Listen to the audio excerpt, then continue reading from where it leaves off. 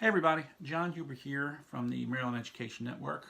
Talk to you a little bit about some follow-up things on this horrible situation out in Oxford, Michigan. I have some contacts in this whole situation. A good friend of mine, a former teacher colleague of mine, is teaching out in that general area, not in the Oxford community, but relatively close. Said it's just an absolute a mess out there. There's no question about it. And I talked to some former colleagues of mine about the situation.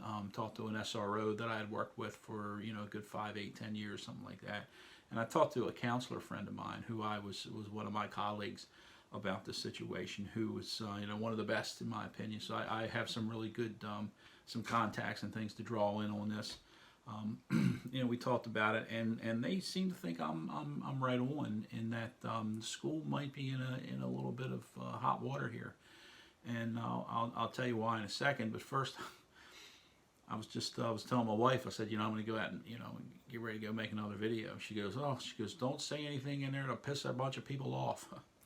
So I can tell you that that's not my intention. I'm not here to try and piss any people off. I'm here to look at a situation, try and provide some factual insight to what's going on there. And I'm trying to convince you one way or the other. I'm more than happy to hear any side of the story, but I'm here to give you what my insight is. So there was a shooting out in Oxford, Michigan. The student was identified as having some issues beforehand by a teacher on one day. They called the parents. Parents didn't respond. Eventually, they got in touch with him. They saw him on his phone looking up ammunition. The next day, the day of the shooting, they saw him that morning. The teacher saw him and reported him because he had some inappropriate drawings or whatnot on his binder, or on something. I don't know if it was his binder specifically or not. So they take him to the guidance office, and they talk to some counselors and whatnot, and for whatever reason, they let him go back to class. Kid goes back 2 hours later, shoots up the school. I will also tell you from a technical standpoint, based on what I've read, they have the ALICE training. It's called ALICE. ALICE stands for it's a training that students, staff, and everybody goes in to deal with active shooters. And that's a whole different topic of what ALICE is. And maybe I'll do something on that. But anyway, he goes back, he shoots up the school. But my concern is, at this point, everyone wants to sue everybody. Everybody wants to hold everybody else accountable. They've charged the parents, as you probably know. So the next question is, and I've seen this I've seen this posted around a little bit. What about the school? Is the school responsible? Today, and it's interesting, it came out on a Sunday. Today, the superintendent issued a letter, a long 3-page letter, and basically outlined what happened and what the school's version of events that occurred. And just as I predicted, it all comes down whether the school is going to be held. Of course, the whole letter is all of this, normal stuff. And I hate to say normal, you know what I mean. Things about how terribly saddened they are, and we're going to get better, because we're not going to get better, but we're going to get past this. We're going to be Oxford strong and all this kind of stuff. And that's what leaders have to do. Leaders have to step up and lead. You have to be courageous and stand up and say, this is how it is, etc. If you dig into the content of the letter, there's 2 things in there that I mentioned yesterday, and you're starting to see it. One is, what is the discipline policy? Because he kept saying no discipline warranted, therefore he was allowed to go back to class. The next question is, why was there no discipline warranted? And then the next question is, what was in the content of that meeting? Did they ask the question about, do you have access to weapons? So let's take one first real quickly. I don't want to go on too long.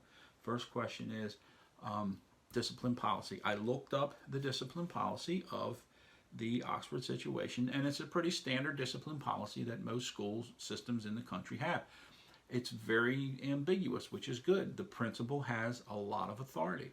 the principal could have, according to what I read, the principal presented with threatening behavior, and it lists a couple examples of threatening behavior, could have removed the kid from the school. It was within the, so the principal chose not to remove the kid from the school. So then, because he was within his rights to do that.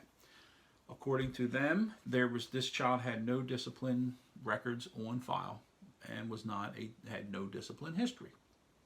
Okay, so then the question is what he did, that's one question they're going to have to face, is what this child did a violation, or up until the point when he met with the guidance counselor, was it a violation of school policy or not? And if so, why wasn't he appropriately disciplined or removed? Then they also mentioned two other things. And this was probably the most disturbing thing to me that I saw in this letter. They said in this letter that this incident was not elevated to assistant principal or principal, and that the guidance counselor made the decision to send the child back to class. My heart sunk when I read that, and I'll tell you why. Because basically that guy just threw the counselor under the bus. Just basically said, hey, we didn't know anything about it. The counselor sent them back to class. Here's my issue with that. Maybe that's true, and that happens more often than you might think. But that's not something a strong leader should come out and say, in my opinion. You just keep that to yourself. And of course, all those inner circle people who were in the investigation, they know that. But you need to rally around that counselor as a leader, and you need to protect that counselor as a leader, because this is just a horrible, horrible thing. So for him to come out and say, sorry, we didn't know anything about it. That, in my opinion, that was a very poor showing of leadership.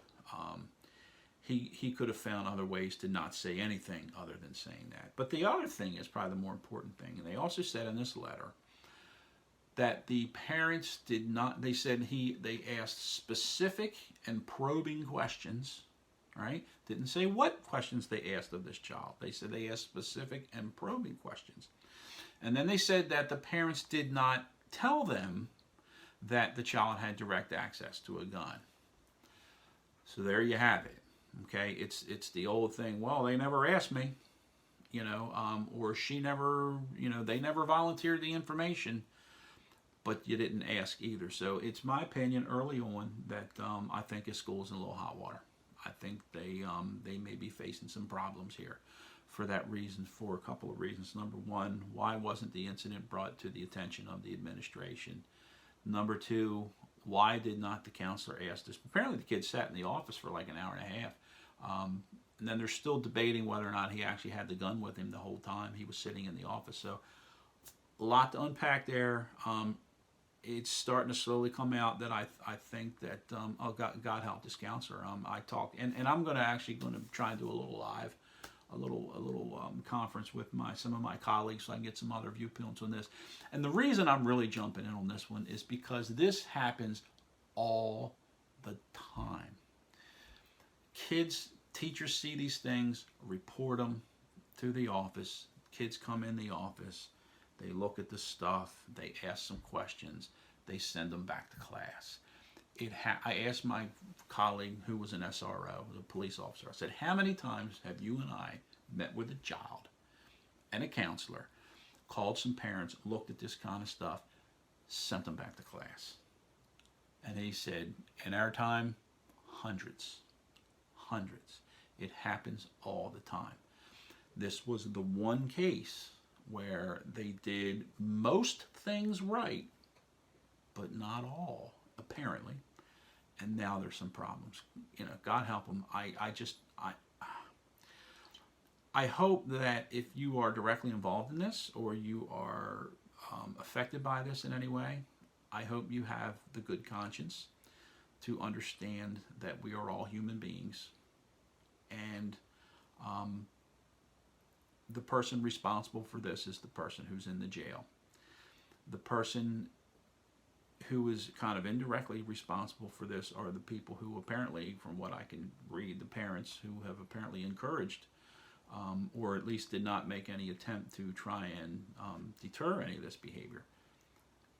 But if you want to go after the counselors and when it's at that level, folks, and I have a lot of experience in this, and I have some other personal experiences that I could tell you. When someone is ready to do that type of destruction, I don't think anything was going to stop it. So please don't hold individual like a counselor or administrators or principal accountable for this. They didn't do this, okay? But from a legal point of view, I got to tell you, I think they might be in a little hot water. Anyway, hope I didn't go on too long. I'll be filing this story for you. I'll be posting some stuff, and I'll be see if I can get my colleagues come on and make some comments, maybe do a little interview with them or something. Anyway, good to see you. Thanks a lot. John Huber, Maryland Education Network. Keep me in, keep in touch. Follow up. Thanks. Have a great day.